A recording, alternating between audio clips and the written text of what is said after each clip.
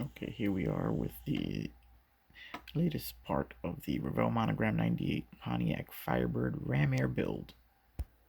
Okay, here we're looking at all of the extras that I added to the engine compartment. These decals here for the battery, the intake, and the Vecchi label here all were supplied with the kit. Now the decals here, here, and here are actually from an old mech kit from an 80s anime, which just seemed to have the right look for warning labels on the two fuse boxes and on this part of the intake cover here. It's very similar to what's on the car, on the real car. So I added those to fill out all the warning labels in the engine compartment. Then I also added all of this wiring here. You have the main body harness, which goes into the car. You have the two ground points, the two ground wires here, which attached right to the bulkhead.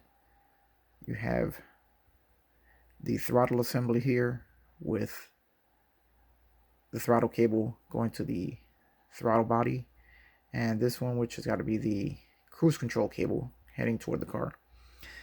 Here we have the air conditioner receiver dryer, where I fabricated the AC line, hard line going to the hose heading into the car.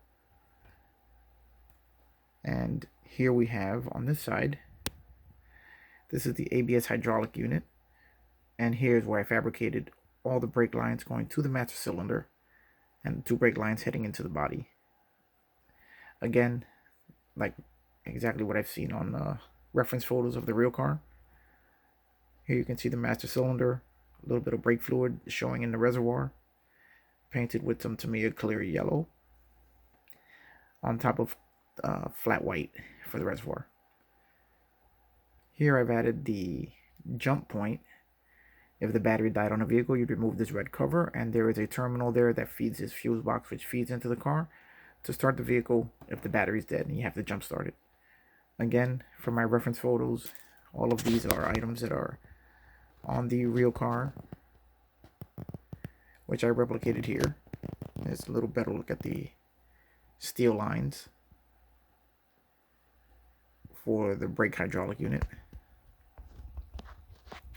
All of these details to fill up the engine bay, which, while the kit is an excellently detailed kit, the engine bay just looked like it was missing something, and all of this adds to busy it up and make it look like the real car.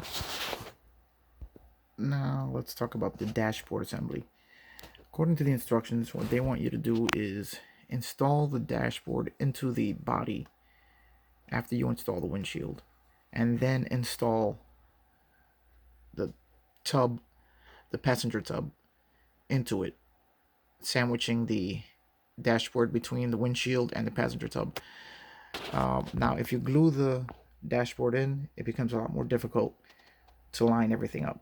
What I found, it's easier to not glue the dashboard in at all, because when you put the center tub, the passenger tub in, it will sandwich the dashboard between the windshield and the tub, holding it steady and allowing you to make any adjustments you need to make as you're putting everything together.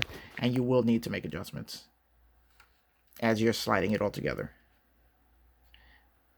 It really does go together very well, but that little extra movement you make by not gluing the dashboard in makes a lot of difference. All right, that's it for now. And we'll be back with the final reveal of the finished vehicle in the next and last chapter. All right, see you soon.